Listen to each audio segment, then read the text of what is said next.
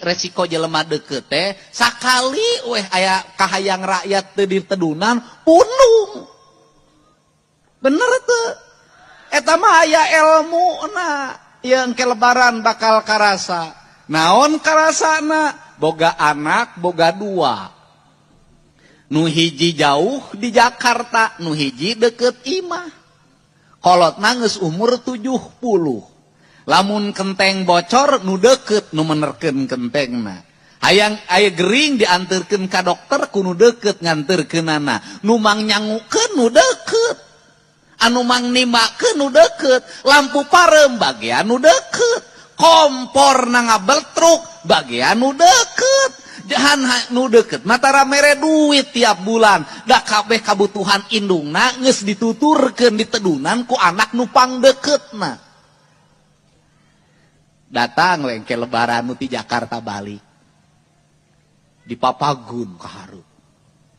Incuna dipangku. Ngomong ge robah jadi bahasa Indonesia. Cicing dipangulah kaler, ulah utara-utara sia teh. Pangulah kaler dari dipangku teh. Ini teh cucu nenek dari pulang dari Jakarta. Meuni cantik lihat. Aduh sia teh meuni cantik. Ka incuna nu deket mah gigireun imah tar pernah disebutkeun geulis. Datang ka imah geus dipangmuncitkeun hayam. Naon deui? Ye spray ge nu anyar dipasangkeun. Sarung bantal ge nu anyar. Diagul-agul, dibere duit ya 750.000 sadesa nyaho kabeh. Yo anak manu di Jakarta mah lebaran teh mere duit 750.000. 750.000. 750. Sabuat dicicing ge engke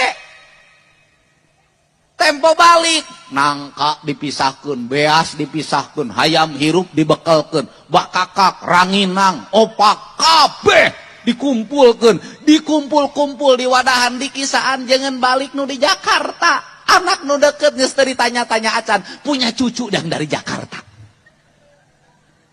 Terus ditanya ku batur, eta anak manu deket mere duit tuh si eta mah eueuh kaingetan ka kolot teh eueuh kaingetan. Padahal mau dihitung satauneun eta mah ngepelkeun menerkeun sanyo menerkeun lampu ka dokter. Nya kejona nya lukasina nya enogna geus leuwih ti 5 juta euceu. Bener teu? Tempo mangkat eta lamun dihitung duit 750.000 jeung barang hakan budak di Jakarta di dieu. Jeung beas nu dibekelkeun jeung hayam geus teu saiman